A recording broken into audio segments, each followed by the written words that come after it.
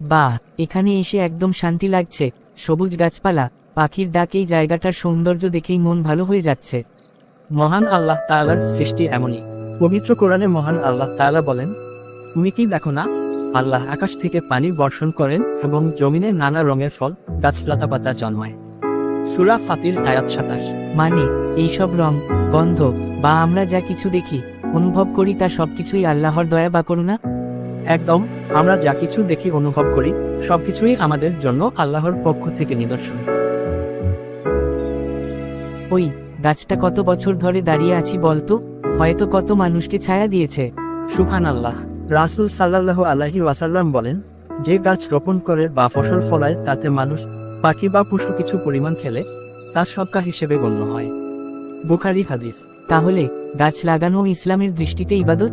হ্যাঁ, প্রকৃতির যত্ন নেওয়াটাও ইসলামের দৃষ্টিতে তা শিক্ষা বা ইবাদত। এই নদীটা কোথা থেকে আসে রে, আর কোথায় যায়? এটাও আল্লাহর এক কুদরত বা দান। কুরআনুল কারিমে মহান আল্লাহ তাআলা বলেন, আমি আকাশ থেকে পানি বর্ষণ করি, তার দ্বারা ভূমিকে জীবন্ত করি। সূরা কাফ আয়াত 9। পানি না থাকলে তো গাছপালা, প্রাণী কেউই টিকে থাকতে পারতো না। তাই তো ইসলাম আমাদের শিখায়, অপচয় করো না। পবিত্র কুরআনুল কারিমে মহান আল্লাহ তাআলা বলেন, তোমরা অপচয় করো না, নিশ্চয়ই আল্লাহ তাআলা অপচয়কারীদের ভালোবাসেন না। সূরা আরাফ আয়াত 31। ওই গাছটা তো আগেও সবুজ ছিল, এখন শুকিয়ে গেছে। ঠিক মানুষের হৃদয়ের মতো, আল্লাহর স্মরণ না থাকলে মানুষের হৃদয় এমনই ভাবে শুকিয়ে যায়। যে আল্লাহকে স্মরণ করে না, তার হৃদয় মৃতের মতো। তিরমিজি হাদিস। তাহলে নামাজ, জিকির, কোরআন তেলাওয়াত এগুলো হৃদয়কে সতেজ রাখে। একদম ঠিক বলেছিস।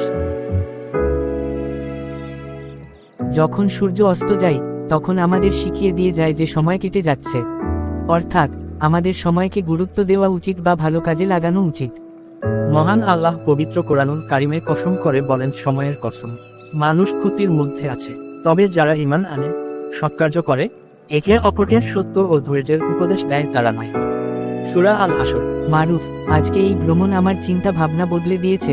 প্রকৃতি থেকেই তো এত কিছু শিক্ষা নেওয়া যায়। প্রকৃতি হলো আল্লাহ তাআলার এক খোলা কিতাব, যারা পড়ে এবং বুঝে তারাই পাখি, আকাশ, নদী সব কিছু আমাদের চোখে ঈমানের আলো জ্বালাতে এসেছে। চিন্তা করো, নিজেকে পরিবর্তন করো এবং নিজের ঈমানকে মজবুত করো।